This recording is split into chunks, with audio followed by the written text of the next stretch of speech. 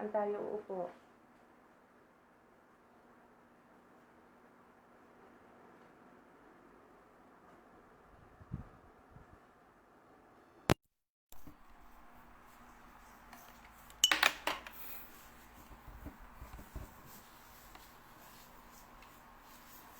Teka, supply na nga ako.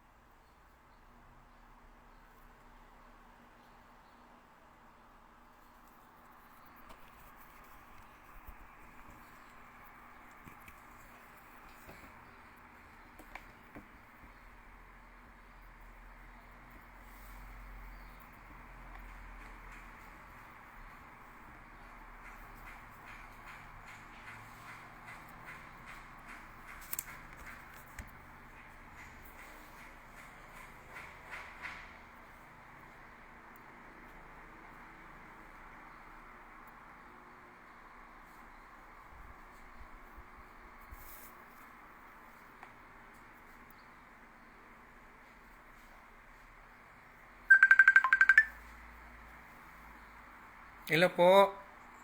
Hello po. Ma-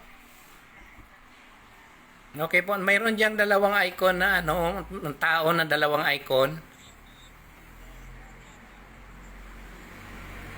Opo, yung may icon po diyan na dalawang tao sa baba.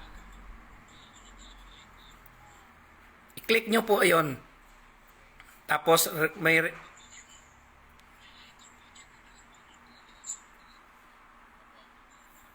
Tapos i-click mo po 'yon.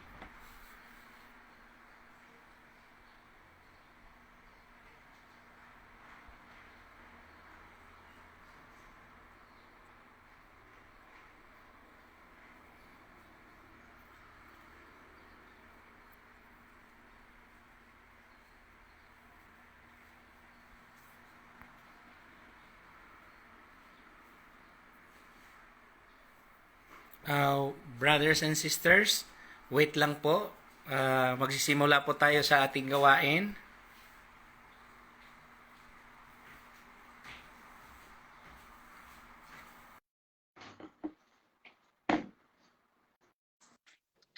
Okay na? Ayan. Oh, Okay na maganda. po? Oh, okay na po. Okay po. O, Okay. sige po. Yan na po. Okay na po? Opo. Okay. So, Sister Menchi, nandito na po si Brother Rex at saka si Sister Laarni. Ano po, i-rewind nyo to o i-magbabago kayo o ano? Ito na yon. Ito na po yon. Okay, sige po. Okay. Praise the Lord. Okay, good night na sa inyo lahat. Amen, sweetheart. Good night na sa inyo lahat. Sister. Night Sige po. Diyan ka. Ako na lang maghawak. Brother. Brother, Dito Ito ka ka, sa kabila. brother.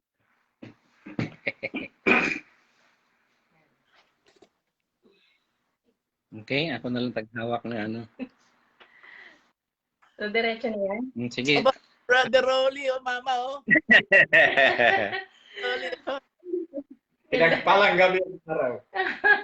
Ang dakilang amen. Nakilang amen. Okay, magandang tanghali po mga kapatid kay Cristo. Dito po sa Pilipinas ay tanghali po at sa Las Vegas po ay hating gabi na po doon. Amen So, po.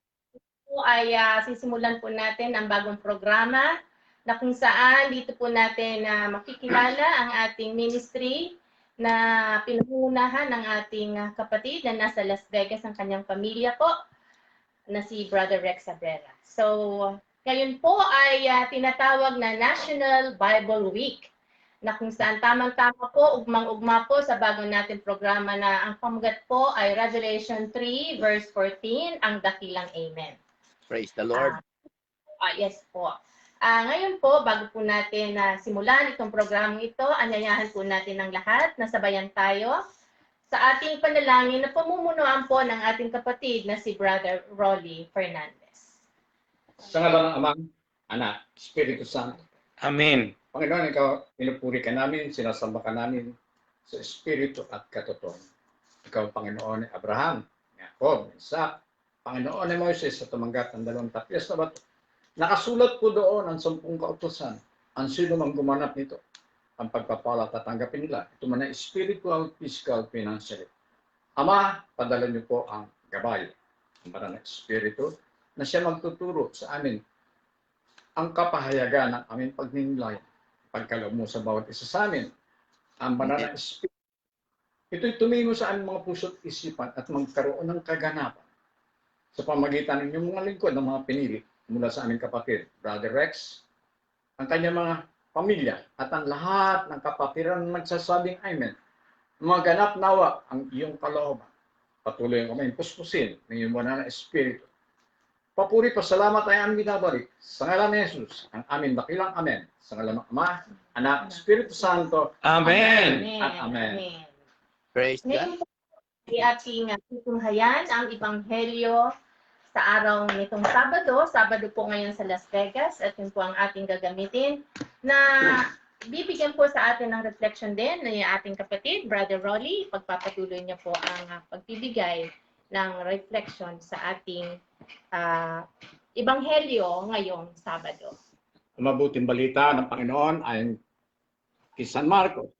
Kabanata 3, ang talata ay 20 hanggang sumunod. Puspusin po ating isipan, labi, puso at espiritu. Ito Amen. po ang sulat. Pag-uwi ni Jesus, muling nagkatipo ng napakaraming tao.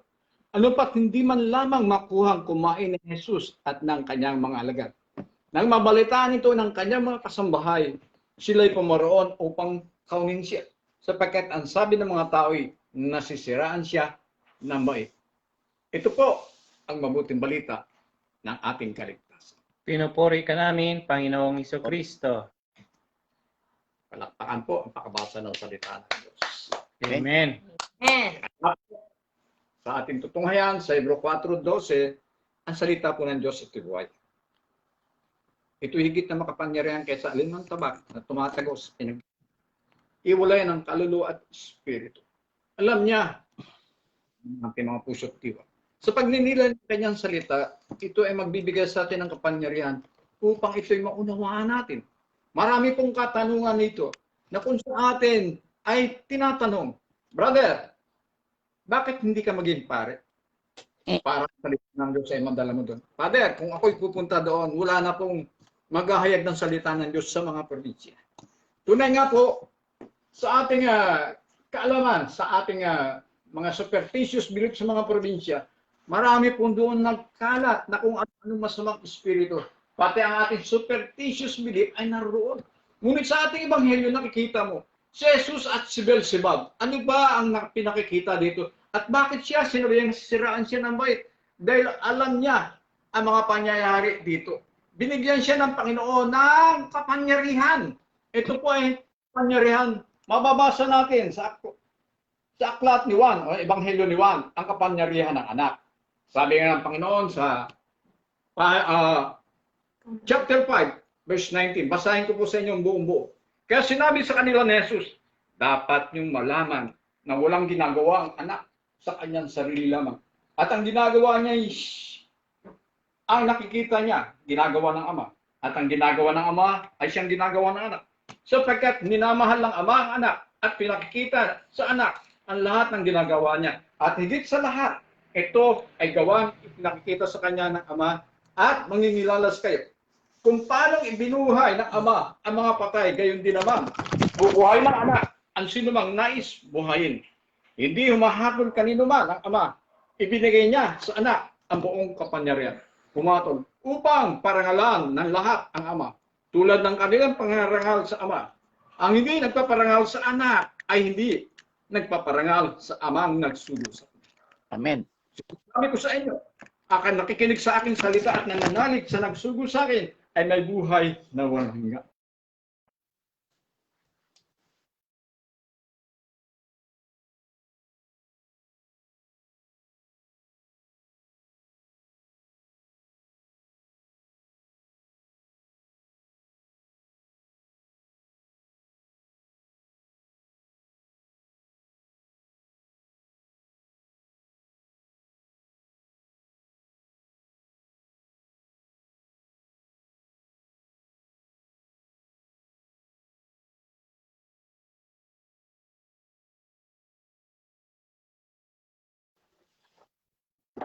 Yun. Amen.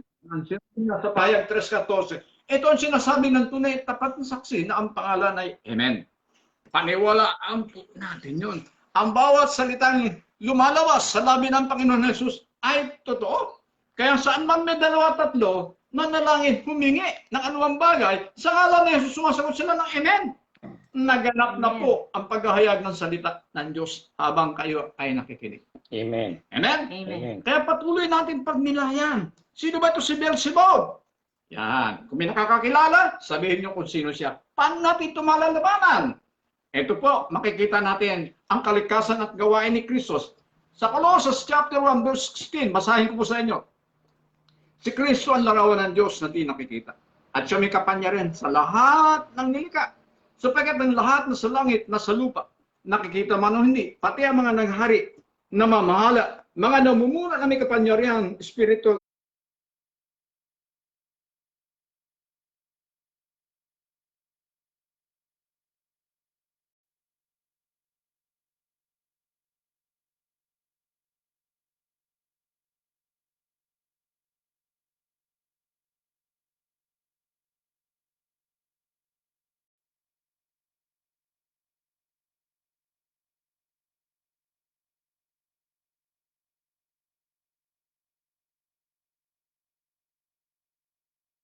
ay pawang nilikha ng Diyos sa pamamagitan at para sa Kanya. Siya ay una sa lahat at Kanyang nasasalalay ang kaayusan ng lahat ng bagay. Siya ang ulo ng iglesia ng Kanyang katawan. Siya ang una, ang panganay ng anak, ang unang nabuhay at muling. Siya rin ang binigyan ng kadakilaan ng lahat ng bagay. Pinasya ng Diyos ang Kanyang kalikasan ay manatili sa Kanya. Inibig niya ang sa hindi gigang makapagkasundo sa Kanya at pamagitan ng anak. Sa pamagitan ng pagkapatay nito sa cross, nagkasundo nga ang Diyos at ang lahat ng nilikha sa langit at lupa. Ito po ang salita ng Diyos na patuloy natin pag-aralan. Pagnilayan natin. Kaya nga, sa sandaling ang salita ng Diyos dumating sa ating buhay, mapakinggan natin, huwag maging matigas ang ating ulo. Amen? Amen. Amen. Ayaw maniwala mga Pariseo, Eskriba, question ng kanyang kapangyarihan dahil ano? Hindi siya kinikilala o hindi sila naniniwala sinasabi na Jesus. Dahil ang salita ng Diyos ay Diyos. Hello? Kaya sa tuwing pakikinggan natin, pag-aaralan natin ang salita ng Diyos, manalig tayo. Walang nilikha na anumang bagay sa langit at lupa na hindi sa pamagitan ng Yes, mula. Yun nag-text. Kaya po, nakikita po natin ang binibigay ng Panginoon sa atin. Ito po ang sinabi niya. Continuation ng Colossus chapter 1 verse 21. Dati kayo'y malayo sa Diyos at naging kaaway niya dahil sa inyong kasamaan. Ngunit dahil sa kamatayan ni Kristo, ginawa niya kayong mga kaibigan upang makaharap sa Kanya na walang kapintasan, banal at walang batik. Subalit, kailangan kayo manatiling tapat at matatag ang inyong pananampalataya. Huwag bayaan mawala sa inyo ang pag-asa ng dulot ng magbuting balita na inyong narinig. Ito po ang salita ng Diyos na patuloy natin pinag-aaralan. Sa sandaling pinag-aaralan mo ang salita ng Diyos, magkakaroon ka rin ng kapangyarihan ibibigay sa ilang Panginoon. Dahil ang sino man nakikinig ng salita ng Diyos, sumusunod, nananalig, ano man ang hilingin, sa ngalan ni Jesus, may kapangyarihan. Kahit anong tulig sa sayo ng iba man sekta, anumang simbahan, anong sabi, Kapatid, hindi ka maliligtas ng simbahang katoliko ng prayer meeting Bible study. Brother, tama po yun. Sabi nga, nasusulat sa aklat ng Gawa 4:12, sa silong ng langit matatagpuan mo ang kaligtasan o ng kaligtasan ng tao sa ngalan ni Jesus. Tunay po, ang pangalan ni Jesus ay makapangyarihan. Tunay po, ang dakilang amen ay nakikilala sa paghahayag. At dito po natin nakikita ang pagtutulungan ng mga taong mga dumaan sa mga epidemya sa kapaligiran nito. Nang sila ay manalangin, inilayo sila sa lahat ng kapahamakan. Kapangyarihan ang binigay ni Kristo Jesus sa lahat ng nakikinig. Gusto niyo malaman kung paano? Inabot po ko halos 2 taon sa Marinduque. Lahat, wala kang makukuha na ibibigay sa iyo. Sabi nga nila, brother, mag-ingat ka, mag-isa ka lang. Oo, mag-isa ako, ngunit ang dakilang amen ang may kapangyarihan. Lahat ng kailangan po ng ministry is sinusupply. Dahil ang kapangyarihan ng pangalan ni Jesus ay higit na makapangyarihan sa anumang epidemya sa kapaligiran. Itong bagyo, ang dinaanan ko ngayon ko. Akyat sa bundok, tabing dagat, ihayag ang salita ng Diyos. Pinagbawalan ng mga senior citizen, pero ang salita ng Diyos hindi pwede pagbawalan. Tuloy-tuloy po. Ang Amen. kapangyarihan ng Diyos ay higit na kapangyarihan sa lahat ng atin ng pagkapala ng dakilang. Amen po. Amen. Amen. Maraming salamat po, Panginoon, sa pamamagitan po ni Brother Rolly na ihayag po ang inyong mensahe. So, ngayon pong hapon ay mapalad po tayong makakasama po natin ang ating punong lingkod na siya po ang ating pangunahin po nating misyon sa araw na to, ang pagpapakilala po sa ating punong lingkod at ikalawa po, ang pagpapahayag niya sa kasaysayan ng ating Amen Ministry na kanyang itinatag. So, siya po ay ipakikilala ng ating kapatid preacher ng Amen Imos chapter na si Brother Gilbert Poblete. Magandang hapon po sa lahat. Hindi niyo ako makikita kasi po ako ay ang operator ng camera natin ngayon. Isang magandang tanghali po sa lahat at magandang gabi naman dyan sa Las Vegas. So ngayon po ay worldwide po tayo at ngayon po ay matutunghayan po ng ating mga tagapanood ang history ng ating kinabibilangang ministry na kung saan ay nasa ilalim tayo ng pangangalaga ng ating inang simbahan ng Iglesia Katolika. At ngayon po, ipakilala ko po sa inyo ang ating punong tagapanguna ng gawain. Siya po ang head servant ng ating ministry sa Las Vegas, sa St. Bridget po sila. So ang akin pong ibibigay sa inyo, walang iba kundi ang ating kapatid na si Brother Rex Abrera. Brother Rex, magandang hapon po. Magandang hapon, Brother Rex. Salamat po ng marami. Naway ang pagpapala po ng Panginoon ay sumaating lahat at higit sa lahat ay patuloy na ba tayong puspusin ng kabanalan ng kapangyarang Espiritu ng Diyos. But bago po yun, nais ko lang pong dagdagan ng karagdagang kapahayagan ang gospel po nasa po ni brother, para po malong may angkop natin kung ano po ang spiritual na pumapaloob na nais mahayag sa gospel. Kasi ang sinasabi pong good news or gospel, brothers and sisters, is a revelation from God na mayroon pong spiritual na nais ilarawan o i-picture dito, brothers and sisters in Christ. Okay? Sapagkat ito ang layunin po ng Diyos. Why God sent His Son on earth to do the will of Him. Ano po ang layunin? Ba't sinugo si Kristo? No? Ng Diyos Ama upang ganapin ng ang kanyang kalooban. So dito po mapapansin natin, no, karagdagan lang po, no, itong ating gospel na ito, sabi nga ng iba, mukhang mahirap daw hungkunan ng spiritual na mensahe para po sa isang spiritual na pagpapala ng ating buhay. Because itong gospel na isa pong kapahigang spiritual ay layunin nito ay pagpapala po sa buhay ng tao. Okay? So nais ko lang i-share muna dito sa mga kapatid sa pananampalataya na short message lang po, no? Ang nakikita po rito na nais ko pong ihayag po sa inyo ay yung kapangyarihang espiritual ng Diyos na dala po ni Kristo na hindi po abot ng kamalayan ng mga Pariseyo, no? Na bagamat sila po ay mga tagapagturo ng kautusan, bagamat sila po ay may mga aral tungkol sa kautusan, bagamat sila po ay mga religious leader, brothers and sisters in Christ, following the law of God, pero spiritual brothers and sisters in Christ ay hindi abot ng kanilang kaisipan ang spiritual ng Diyos na dala o dala-dala taglay ni Jesus Christ.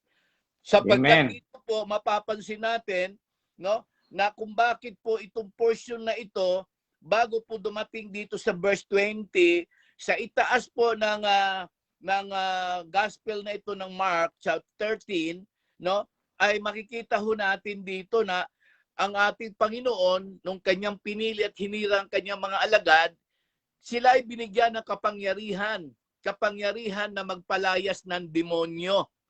Amen po. Amen. Yan po ang unang larawan diyan. Kaya po nung ang Panginoon po ay bumalik na po siya doon sa kanyang bayan, ay mapapansin natin na marami pong tao na nakasaksi po sa kanyang gawa. Kaya po siya ay sabi po doon ay napaparatangan siya na siya po daw po ay nasisiraan ng bait, no? Dahil po sa kanyang ginagawa, dahil nagpapalayas ang Panginoon, no, at ng mga alagad ng masasamang espiritu, yung mga demonyo. Kaya kahit na nga po ang kanyang sariling pamilya, nung mabalitaan niya po yon nila na si Kristo daw po ay nasisiraan ng bait, no, sila ay pumunta doon upang sunduin ang ating Panginoon. They want to protect Christ. Gusto nilang protektahan si Kristo sa pagkakaakala nila na ang sinasabi ng mga tao, nasisiraan siya ng bait. Amen po ba? Pero ang katotohanan nun, no, ginagawa niya po yung bagay na iyon sapagkat yun ang layunin po ng Panginoon. Ihayag ang kapangyarihang espiritual na nagmumula sa Diyos. Amen? Amen. Amen Pansinin po. po ang Mateo 12:28. Mateo 12. Mateo 12:28. Sino po ang gustong bumasa sa inyo diyan? Mateo. 12:28. Okay. Sige po. Ako na. Apo. Sige. Ito ha. Teka, sandali ha. 12:28. Marcos. Ito na.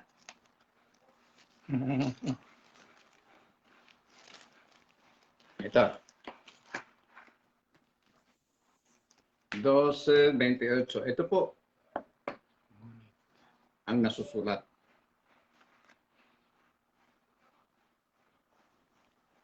Praise the Lord. Kung Hallelujah. ang Espiritu ng Diyos ang nagbibigay sa akin ng kapangyarihan, magpalayas ng mga demonyo, nangangahulugan, dumating na sa inyo ang paghahari ng Diyos. Amen. Amen. Yung po yun, na kung paano po si Kristo ay nagpapalayas ng demonyo sa pamagitan ng kapangyarihan ng Espiritu ng Diyos, ito'y nangangahulugan na ang paghahari ng Diyos ay dumating na, no? Dumating na sa buhay ng tao. Yung po yung hindi naabot ng kanilang isipan. Kaya nga ganun ang kanilang kaisipan sapagkat hindi nila abot ang kapangyarihang espiritual ng Panginoon. Tinataglay niya mula sa Diyos Ama. Kaya kung susundan nyo pa nga ang 22 ng gospel natin, tinan nyo po ang sabi ng 22 ng gospel, yung sumunod na verse ng gospel. Kasi yung gospel natin 20:21 lang, di po ba? Opo. O sabi ng sumunod na verse, sinabi naman ng mga tagapagturo ng kautusan na galing sa Jerusalem, sinasapian siya ni Bersibol, nakapagpalay siya ng demonyo sa pamagitan ng kapangyarihang pinuno ng demonyo. So, yun ang kanilang pagkakaalam na ang kapangyarihan taglay ni Kristo ay galing sa demonyo. Bakit po? Kasi hindi abot ng kanilang kaisipan ang kapangyarihang espiritual mula sa Diyos na tinataglay ni Kristo kung bakit si Kristo ay nagpapalayas. Kaya nga sumunod na mga verses, sinasabi ng Panginoon, pwede bang palayasin ni Satanas ang kanyang sariling espiritu? O, amen? Pwede bang palayasin ni demonyo ang kanyang mga alagad? Babagsak sila. Pag binasa mo yung susunod na mga verses, andun yung paglalarawan. Okay? Yan doon po yung paglalarawan.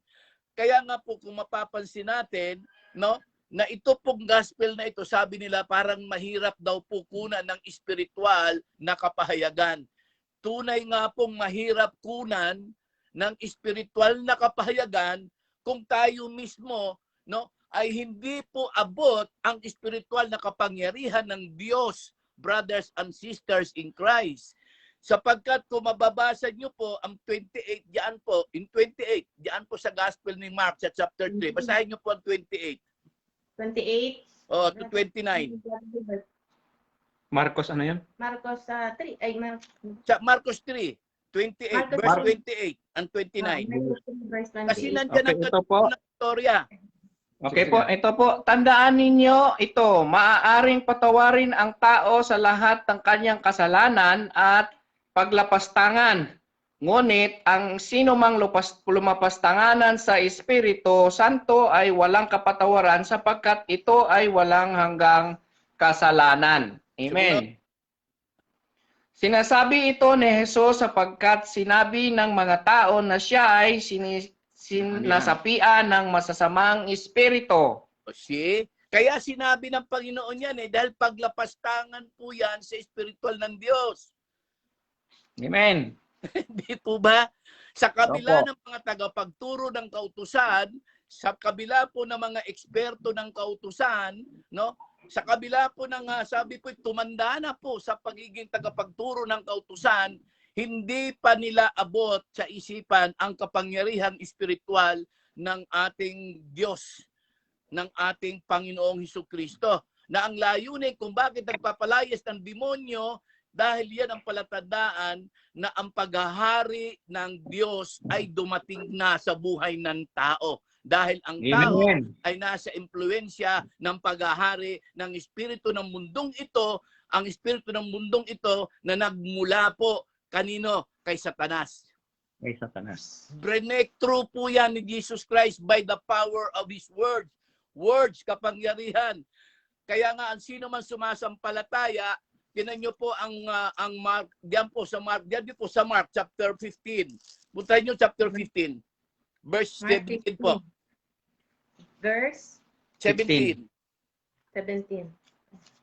Marcos 15:17. Ito po. Sinuta nila Marcos 16:17 po. 16-17. Opo. Dinala ng mga kawal si Jesus sa bakuran ng palasyo ng gobernador. Marcos.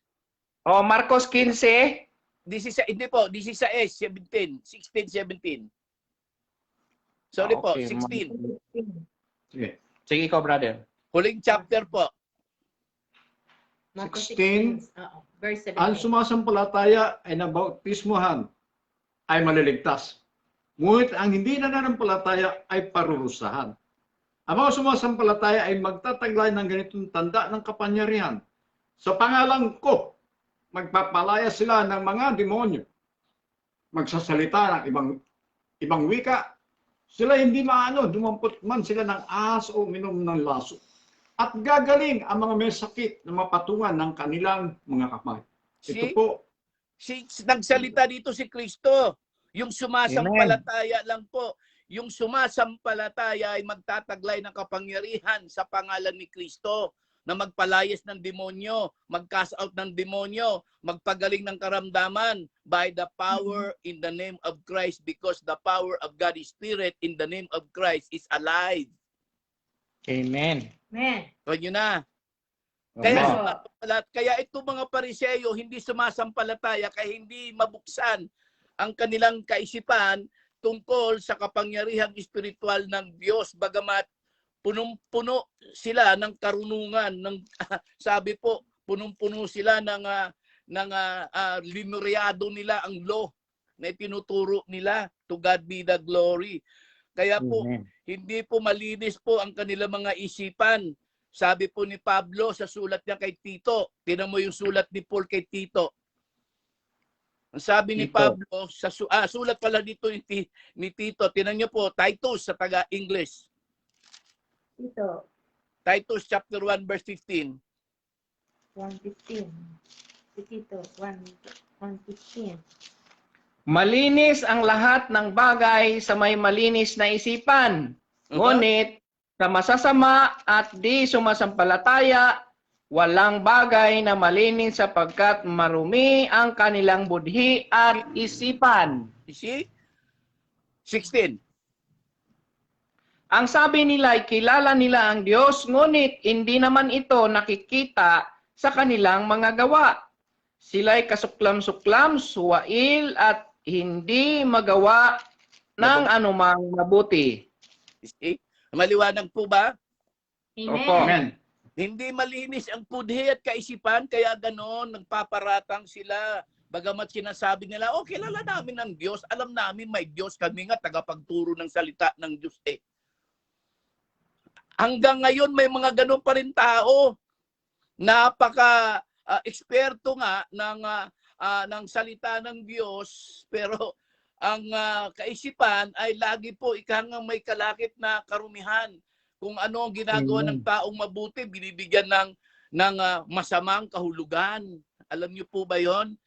Kaya mapapansin po, kahit dyan po sa Pilipinas, sa inyo, sa atin, dyan sa atin, wala na po ginawa ang mga tawag dito, yung mga opposition. Lahat ng ginawa ng tao, ng gobyerno, masama, mabuti, masama pa rin. Saan ba talaga lulugar? Di ba? Gumawa ng mabuti, masama. Gumawa ng masama, siyempre masama. Wala na talagang mabuti, puro masama na lang, puro masama. Wala nang ginawang mabuti. Ganyan po ang maraming oposisyon. Ang oposisyon po ng Panginoong Hesukristo ay evil ways. Alam mo ba yung evil ways? Gawa ng masama. Ang oposisyon sa gawain ni Kristo, sa gawain ng mabuti, espiritu po ng kaaway ni Kristo yon. Amen? Kaya naman po ang sumampalataya tayo sa Panginoon. Kaya ang sino man sumasampalataya, you will receive power in the name of Jesus Christ to do His works. Ano work ni Kristo? Patnubay ng Espiritu Santo. Hallelujah.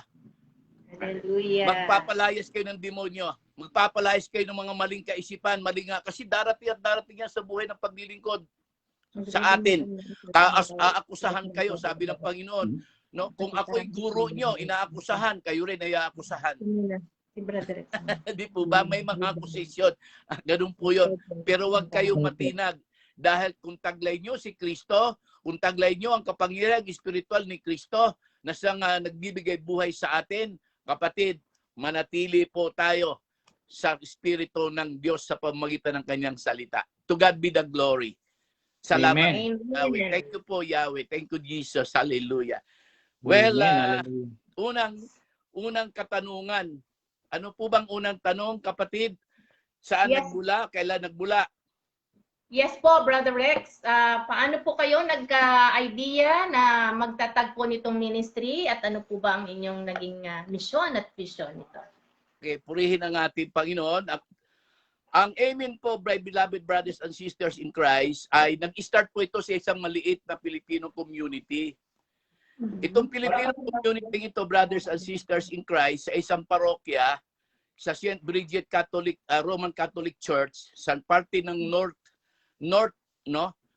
northeast ng Las Vegas, ay napakaliit lang ito na simbahan. Napakaliit po. Ang pari po diyan ay puti, si Father James Swenson. Father James Swenson, napakahigpit na pare, no? At alam niyo po na meron diyang group na Pilipino na gusto nila magkaroon ng Filipino community para ma-establish yung Filipino Mass. Opo. Okay, so yan po grupo na yan, nasumpungan po ng isang kapatid natin, mga kapatid sa pananampalataya, na nais nila ma-establish ang Filipino community para magkaroon ng Filipino Mass. Okay. Kaya dahil meron po nga, yung simbahan niyo may Spanish. may Spanish po na grupo, nagmamas po sila. Walang Pilipino, pero may Pilipino nagsisimba. So gusto nila mabuild yun. On that time po, my brothers and sisters in Christ, ako po ay nasa gawain po ng El Shaddai. Opo. Okay. Nung dumating ako po rito, hindi ko alam na ako pala ay gagamitin ni Lord na magtayo ng gawain ng El Shaddai. Bagamat meron na dito nagsimula, pero hindi ito natuloy. Nung dumating po ako, may nag-encourage sa akin na galing din sa Maynila na ituloy yung gawain ng El Shaddai sa Las Vegas. Kasi nawala po yun. Parang lang nagsimula, sandali, tas nawala. Kasi wala silang preacher. Sila lang, sa madalit sabi. No? So dumating po ako, nung magkakilala kami, hindi ako nagpakilalang preacher ako ng El Shaddai. Okay, na-invite nila ako sa Bible study kasi Bible study lang sa bahay. Nung ako po ay ma-invite at nag-share po ako ng Word of God, no, sa biyaya ng Espiritu ng Diyos, na-bless naman po sila doon po sa pagpapahayag natin. And they encouraged me na kung pwede ko silang tulungan na maitayo po ang El Shaddai. So ako naman pumayag, pero sabi ko temporary lang dahil ako naman po hindi dito sa Las Vegas nakatira. Dahil ako po talaga ay nakatira sa Lake Tahoe. Dahil andun ang parents ko, andun ang buong pamilya ko, wala dito sa Las Vegas. Sa pag-iinggan nyo sa akin, pinaunlakan ko po sila dahil siyempre po bilang isang preacher ng El Shaddai, hindi ko pwedeng tanggihan yung request nila dahil yun ay gawain ng Panginoon. So ibinigay ko po ang time ko para sa kanila para ma-build po ang gawain ni El Shaddai. Nung ma-establish na po yun, ipinasok namin sa simbahan. Nagkaroon po ng gawain. Ngayon, meron po mga Pilipino na nagsisimba po doon na iyon po ay galing din sa isang parokya sa St. Bridget na jumujoin doon. Yun po yung mga kumakantang mga choir. Okay. Dumujoin po sila doon sa gawain ng El Shaddai. And the same time, choir po sila doon sa church na yon. Sa kajujuin po nila, na-encourage nila ako, natulungan ko rin sila na matayo ang grupo nila sa St. Bridget. So dahil tayo lingkod ng Diyos, okay lang sa akin. Ika nga, napunta tayo doon, tinulungan natin sila, establish natin sila. Hanggang po sa ako po ay umuwi ng Pilipinas, no? Nung kalagitnaan po, siguro mga 10 months o na mga 10 months, umuwi na ako ng Pilipinas. Ngayon, ako'y babalik ulit kasi nga yung petition ko ayaw ko maputol dahil sayang ang petition ko para sa pamilya ko. So therefore, pagkatapos ko, bumalik ako para sa anibersaryo ng El Shaddai. First year anniversary. Pagbalik ko dito, yung binuksan natin na gawain, prayer group ng El Shaddai, chapter doon sa parokyang yon, ipinasara nila. Ipinasara po ng mga pamunuan, no, ng mga sabi nga mga elders.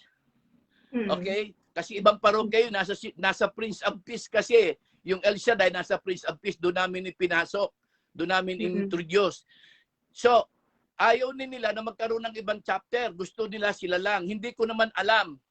So, nung dumating ako, sinabi sa akin nung pare na bakit ganon? Kasi inintroduce na nga yung Filipino community doon eh. Pinakilala na nga ako doon at yun, ako na nga nagsishare ng Word of God doon as a prayer group. Prayer group lang.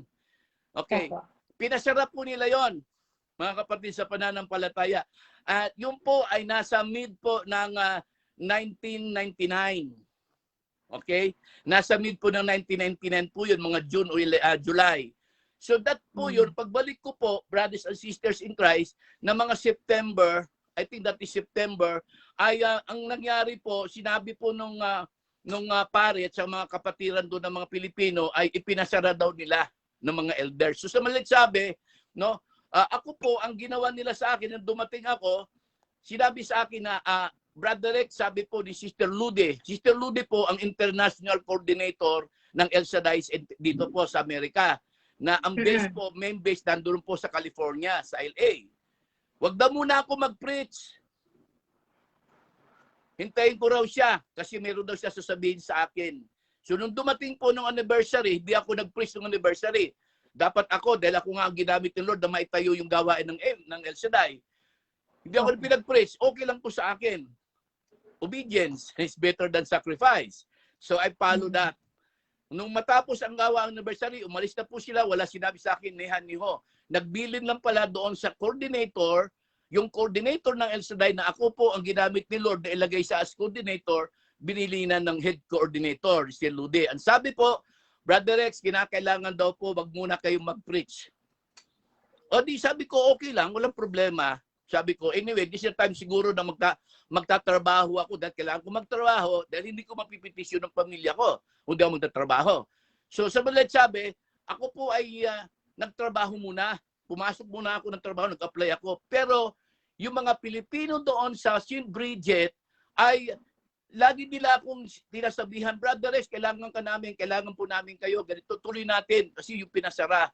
So kinausap nila yung pare, pinatawag ako, kinausap ako, at sinabi sa akin kung pwede kong ituloy yung prayer group. Okay? So itinuloy yung prayer group. Nung ituloy yung prayer group, nabalitaan siyempre nila, bumalik na naman sila, yung mga elders. Pinuntahan yung pare at sinabi bakit daw tinuloy. Nagalit yung pare. Wala kayong pakialam, sabi nung pare sa mga elders. Kaya nung kinausap nila yung pare, ako yung dumating naman, no? Kasi Sunday po yon, sinabi sa akin. Sabi ko, itong gawain ito, hindi ko itinayo ito dahil ito yung gusto ko, kundi request ito ng mga Pilipino na inaprubahan ng pare na si James Swenson. So sabi ko sa kanila, sabi nga, isara. Sabi ko, ikaw sabi niyo pare kung bakit siya pasara. Sabi nila, o sige. Kasi sabi ng pare, nagalit, hindi niyo pwede pakialaman. Sabi ng pare, Brother Rex, kung ikaw talaga ay maglilingkod, willing ka maglingkod, serve these people. Okay? Ang sabi ko, yes, Father. Ngayon, ang sabi naman nila, ng mga taga-kapatid ko sa El Shaddai, you cannot use the El Shaddai name. Sabi ko, walang problema po doon. Hindi po ba? So sa madaling sabi, natuloy yung gawain na hindi gamit ang El Shaddai kasi hindi pwedeng gamitin. Ayaw nilang ipagamit. Okay lang. So nagpatuloy po yon. Nung dumating po yung anniversary, no, mga kapatid, kailangan magkaroon ng pangalan. Magkaroon ng name. So lahat nag-request. Nag-meeting. Sa tsimbahan. So nag-meeting. Kanya sabi ko, siguro mas mabuti mag-suggest kayo ng mga names nyo. Kasi ako hindi ko talaga purpose na mag-stay dito para mag-minister po sa gawain nito. Kasi alam ko, babalik ako ng Pilipinas eh. Dahil ako nagsiserve nga sa gawain eh. Okay, sa madaling sabi, no, nagkanya-kanyang suggestion sila ng name. Tinanong ko sa kanila, ano ang relevance sa Bible, sa makikita sa Bible, no, ang kahulugan, gano'n. Lahat po sila, mayroong maganda naman. Ngayon sa akin, ang na-share sa akin ng Espiritu ng Diyos, yung salitang Amen. Amen. Amen. Nung ito po ay nireveal sa akin, nag-research ako sa Biblia. Nag-research ako sa Biblia with the concordance, with the dictionary. Nag-research po ako. Doon ko nakita po yung salitang Amen sa Book of Revelation. Mula pa po doon sa 2 Corinthians chapter 1, verse 19 to 20, sinundan ko ng sinundan hanggang narating ako doon sa Revelation chapter 2, verse 17, hanggang sa nabuksan ko ang Revelation 2:14 at 3:14. Doon po yun. Yeah. From Revelation 2:17, napunta ako sa Revelation 3:14. So yun po yun. Ipinanalangin ko kung ito Lord, ito na. So pagdating ng meeting namin, sa harap ng pare, ni-represent yung name. Kanya-kanyang represent ng name, kanya-kanyang paliwanag. So lahat na nag-propose ng name, pinaliwanag nila. Pagdating sa akin, di pinaliwanag ko. Nung pinaliwanag ko, ang sabi ng pare na yun, si Father James Swenson, I like that name. Gusto ko yung name na yan. Brother Jeff. Gusto ko yan, Brother Rex, yung name na yan. Na-bless ako dyan, na-bless ako sa paliwanag mo. Hindi ko alam kung paano ko siya naipaliwanag, basta't yun ay ipinahayag ng Espiritu, inireveal ko po sa kanila. Doon po nagsimula po yun.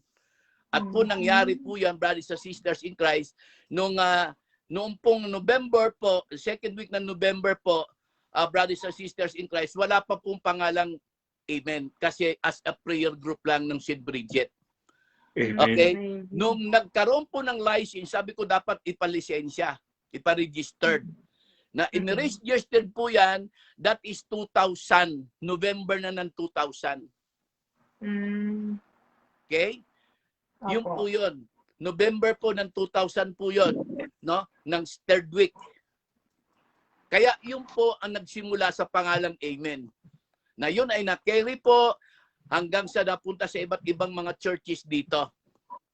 Marami nag-invite po sa gawain po ng Amen sa pamamagitan din po ng mga choir kasi ang mga choir po very anointed po at talaga naman ho ay marami po nag-invite iba't ibang mga churches. In-invite po ang gawain, in-invite po ang choir. So ganun po ang paglago ng gawain dito sa Las Vegas. Hanggang sa dumating yung time after po nung anniversary, nagkaroon po ng isang gawain ulit. Yung gawain ng El Shaddai doon sa Prince of Peace ay tinanggal nung bagong pare. Inilipat naman sila sa St. Anne.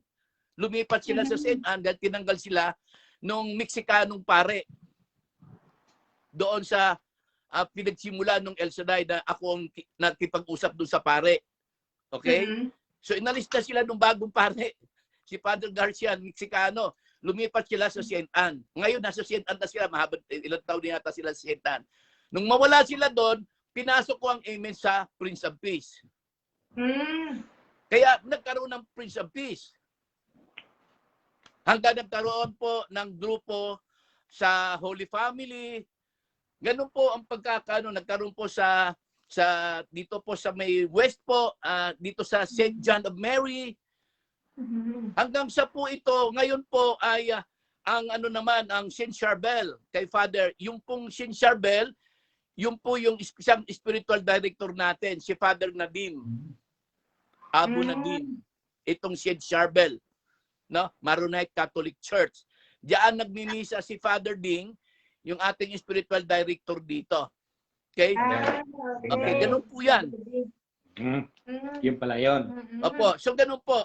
Ngayon yung tawag dito, yung pare si Father James Swenson, namatay po yun Nung namatay na po siya, bago na naman ang pare Pilipino. Pilipino yung pare. Okay, may edad na. So ito naman nangyari, ang Amen po, dahil tayo po ay nagkakaroon ng iba't ibang gawain, ang gusto ng pare Pilipino, huwag kaming magmisyon sa iba't ibang lugar, sa ibang mga gawain, sa iba't ibang mga parokya. Just stay lang kami doon sa parokya niya. Hindi naman po ako pumayag kasi nga po, hindi yun ang purpose ng Panginoon to stay sa isang place. Because nasanay po ako sa paggawain ng El Shaddai to spread the good news. Because this is the mission of God. To proclaim the good news of the kingdom of God. To bring power of healing and deliverance. This is the mission, ambition of ministering ito.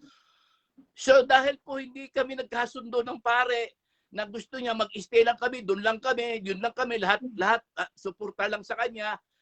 Sabi ko, doon sa pinaka-head coordinator, mag-decision kayo kung anong gusto niyo kasi mayroong mga Bible study sa bahay. Ang Bible study sa mga request ng mga iba-ibang kapatiran, may North, may South, may East, ganun po, iba-iba. May mga kapatiran nag-request, brother, pwede ba ang Bible study sa susunod na Miyerkules o Biyernes sa amin naman? So, lahat po yung ginagawa ko, dahil service ko yun sa Panginoon, di ba? Yes po. Amen. Ayaw niya yon. Hindi niya pinahintulutan yung mga ganung Bible study sa iba't ibang bahay. Kasi ako naman po ay naniniwala at rumispeto sa pare po natin, na Pilipinong pare. Kaya lang, very conservative. Alam mo naman po, medyo maedad na kasi. Ayaw niya ng ganun, dyan lang kayo, basta dyan lang kayo. Guys, supportahan niyo ako, lahat nila. Sabi ko parang, akin lang to akin lang. Sabi ko, para namang inisip ito pa sarili lang. How about the iba? Paano marireach yung ibang mga Pilipino na kung saan dapat makapakinig ng salita ng Diyos? Kasi through my personal experience and research, ang daming Katoliko, brothers and sisters in Christ, sa totoo lang, lack of knowledge ng salita ng Diyos. Totoo po. Okay? Siya nga po. Nagkakaedad, kapatid, lack of knowledge ng Word of God. Kaya nga po napupuntahan natin iba't ibang mga churches na meron sila mga group, mga prayer group, hindi ko sila ini-discourage na use the name of Amen. Nababalitaan lang nila, no, na ako'y nangangasalita ng Diyos as a part of the Catholic. Kasi wala namang Catholic dito nang simula na magpiging preacher eh. Walang Pilipino rito na nangaral ng salita ng Diyos. Nung simula po ng mga 1919 po up to 2020. Wala po. Ako lang nabalitaan nila after a year. So ini-invite ako nila yung mga grupo, yung mga church na may mga group sa iba't ibang grupo na Pilipino. May mga prayer group kasi na Pilipino sa iba't ibang church. Ini-invite nila ako to share sa Bible study nila. So ako naman, magpapaunlak. So pinapaunlakan ko sila na mag-share ng Word of God sa Bible study nila. Ganun lang po ginagawa ko. Pero I never encourage them, okay, if you want to invite me and to shepherd you, kailangan you have to use the name Amen. Never ko pong ginagawa yon. Sila mismo nagsasabi. Kasi sabi ko, lahat naman kayo nag-Amen. What is the definition of, what is the spiritual definition ng word na Amen? Hindi namin alam, Brother Rex. Ang alam namin, subiit, it is yes. Sa prayer, to explain it to them. Sa kapaliliwanag ko, ay sabi nila, Amen na rin kami. Sabi ko, bahala po kayo. Hanggang sa nakarating sa California. Pero ang pinakamaganda po niyan, sa gawa, sa biyaya, at sa kapangyarihan ng Espiritu ng Diyos, kaya po nakilala din ng Amen, marami po rito ang pinagaling sa karamdaman. Marami may cancer dito, pinagaling po ng Amen. Hanggang California. Marami dito ang hiwalay na hiwalay na mag-asawa ng 5 years. Nagkabalikan dahil sa gawain ng Amen. Marami ditong sirang relationship ng pamilya, nagkasundo silang lahat dahil sa gawain ng Amen. Marami ho dito, sabi nga po ito, talamak sa bisyo ng sugal dahil dito ay sugalan dito sa Las Vegas. Marami ditong alipin ng sugal, pinalaya po ng gawain ng Amen. Marami po. At marami po nagpatotoo hanggang sa California, marami po ang ginawa ng himala, brothers and sisters in Christ. Walang pinagkaibahan yan po sa Pilipinas kung bakit po marami po ang naka-experience ng kapangyarihan ng Espiritu ng Diyos sa kanyang banal na pangalang Amen. Marami po dyan ang magpapatotoo sa inyo kung paano sila pinalaya sa masamang espiritu, paano sila pinagaling sa kanilang mga karamdaman, at higit sa lahat, paano silang binago ng salita ng Diyos sa pangangaral ng gawain na ito ng Amen. Amen. Amen. Tumating tayo sa ganitong sitwasyon. Pwede nyo na po? Opo. May tanong pa. Record. Okay. O question. Okay. So, meron po tayong katanungan ditong isa, brother, kasi po ang ating oras ay inilimita po natin hanggang 1 oras lang. Anyway po, weekly naman po tayo magkikita. So, ang sunod pong question, Brother Rex, ano po ba ang mga obstacles na maliban po sa isinilay sa inyo kanina na sa pagtatag, meron pa po ba kayong ibang mga hadlang na na-encounter sa pagpapalagana po nito? May experience po ako. After po siguro na mga 5 years, dahil nakilala na po ang pangalang Amen sa Las Vegas, sa iba't ibang mga Filipino community, iba't ibang mga churches. Nakarating po sa Diocese ng Las Vegas, sa Bishop, may Bishop Pepe. Nakarating po sa Bishop ang gawain ng Amen. So sa madalit sabi po na makarating po, ako'y inimbitahan ng Bishop.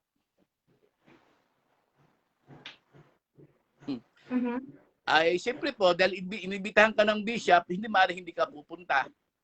Hindi ba? Di pumunta po ako.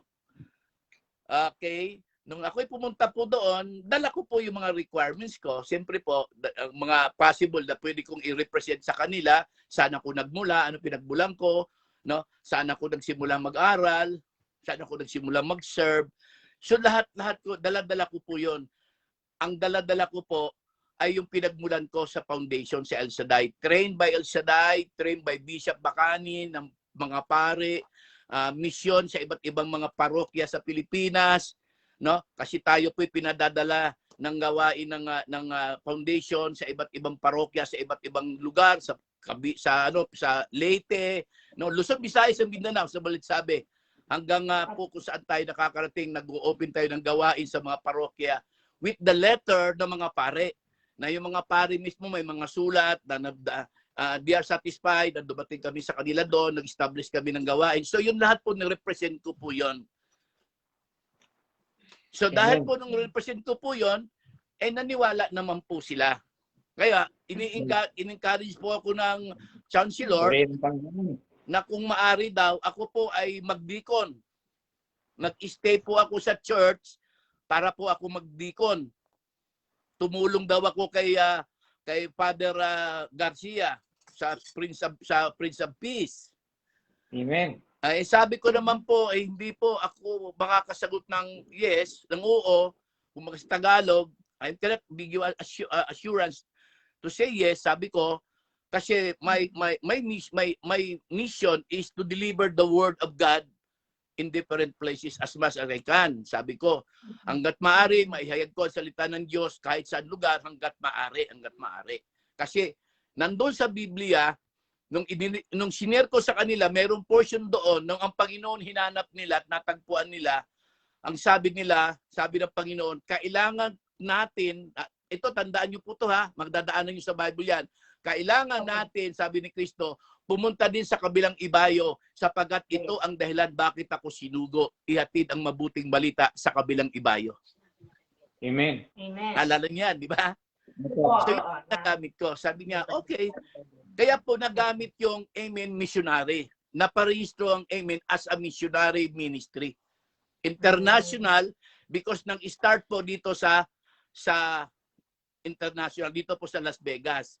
At yun nga po, dahil po doon sa desire ng puso ko na ma-share ko po yung salitang Amen na may kapangyarihang espiritual bilang banal na pangalan ni Kristo na salita ng Diyos,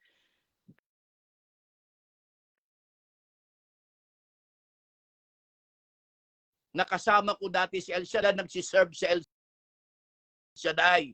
So inintroduce ko ito at sabi ko, kung gusto nyo, pwede natin na ito itayo dito sa inyo, itatayo niyo sa inyo, tutulungan ko kayo, sabi ko sa kanila, as a chapter. Kayo po ang bahala kung gusto nyo. Ay lahat naman sila umuki kasi nga on that time, hindi na po sila nagsiserve sa gawain ng foundation. So doon nagsimula yung kay Brother Nonong, yan, kay Brother Rolly, mga kasamahan ko po sa El Shaddai, mabuo po uli yan dyan. Diyan nagsimula po doon ang gawain naman dyan sa Pilipinas. At pinarehistro naman po diyan sa SEC. Amen. Amen. Okay. Ganun po ang storya. At yun po yung struggle ko po yun, brothers and sisters in Christ, dito po sa Las Vegas, mga kapatid.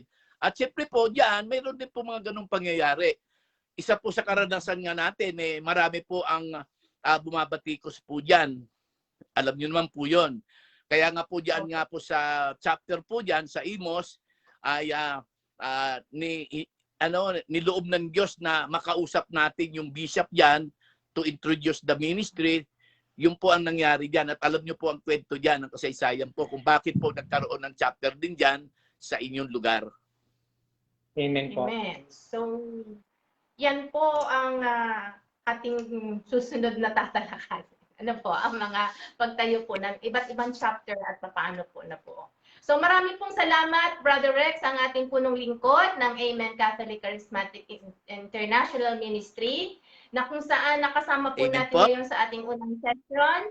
Marami pong salamat at ngayon po, para po sa closing prayer, inaanyayaan po natin si Brother Rex muli ang magbigay po sa atin ng closing prayer ngayong gabi dyan po sa Las Vegas. Okay, let us pray.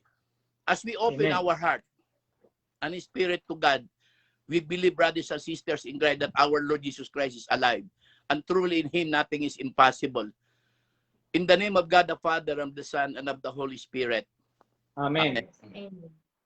Heavenly Father, Ama naming Diyos na makapangyarihan, sa ngalan po ni Kristong aming Panginoon, niloob mo po na kami po ay magkatipon sa iyong banal na harapan bilang mga anak mo na itinuturi mong pamilya sa kapanahunan sa pamamagitan ng iyong Espiritu na nagbibigay buhay, kalakasan at kagalingan.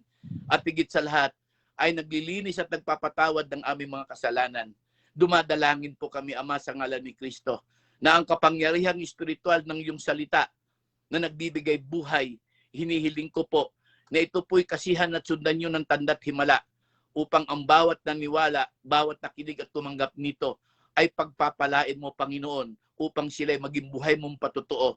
Tulad ng sabi mo, Panginoon, that you will empower your spirit to become a true living witness. And here we are, O God, your chosen people in this new generation, O God, Lord, approaching to your holy throne, believing in the name of Christ, your Son, our Lord, who is the amen of yours, the fulfillment of your holy words, O God, and promises. We ask, Yes, O God, that our prayer will be answered. Right now, Lord, inaangkin namin the victory of your words, O God. We pray the victory on this, Father, in the name of Jesus Christ. Lahat ng nakinig, lahat ng tumanggap, lahat ng niniwala sa iyong salitang ipinahayag kanina, brother, Ama naming Diyos na makapangyarihan, ay inaangkin namin maging ang mga personal na kahilingan ng lahat ng mga kapatid namin na tumanggap ng masalita sa araw na ito. I-bless niyo po sila, Panginoon, Lord, sa oras dito with the triple anointing, O God, of your Spirit, O God, that could lead them, that could guide them, that could protect them, that could heal them, O God. For this is your will to be done for the glory of your name. As we declare the victory, Father God, in the name of Jesus Christ, amin pong inaangkin sa ngalan ni Jesus, in the name of Jesus Christ, who is the amen of God, brothers and sisters, through faith, believe that the blessing of God is fulfilled right now in your midst by the power of His divine name. In the name of God the Father, and of the Son, and of the Holy Spirit, be done to you. Amen. Amen. Amen. Glory to God. So, thank you muli po. At alam po Diyos, namin na salamat sa Panginoon Jesus. Salamat po, Ama. Salamat po, brothers and sisters. Salamat po, Maraming brother. salamat, Brother Rex. At ngayon po ay hating gabi na dyan po sa Las Vegas. Good night po. At see you po again next week, the same time. Apo, Philippine time ay 12:30 at yan po ay mga 10 o'clock p.m. Maraming po salamat. See you again, Thank Brother you Rex. po. And God bless, God bless po. tulog na po kayo. Marami po salamat. Good night po. Palang. Amen. Amen. Salamat sa Diyos, Salamat. brother. Salamat. Okay po, i-end ko na po. Opo.